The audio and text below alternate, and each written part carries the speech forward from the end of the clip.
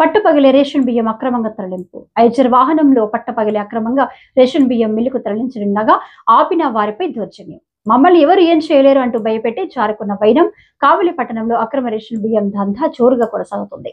ప్రభుత్వ అధికారులు చూసి చూడనట్లుగా వదిలిస్తున్నట్లు వారి అక్రమ రవాణా వ్యాపారం 3 పూలు 6 కాయలతో సాగుతుంది.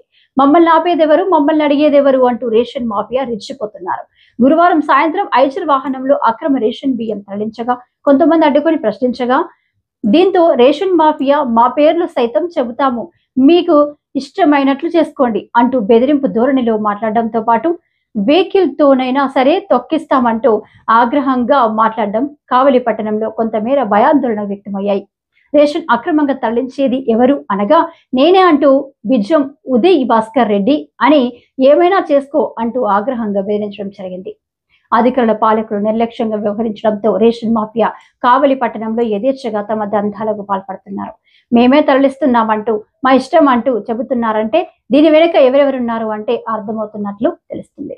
ఇప్పటికైనా అధికారులు స్పందించి కావలి పట్టణంలో అక్రమ రేషన్ బియ్యం దందాను అరికట్టాల్సిన అవసరం ఎంతైనా ఉంది.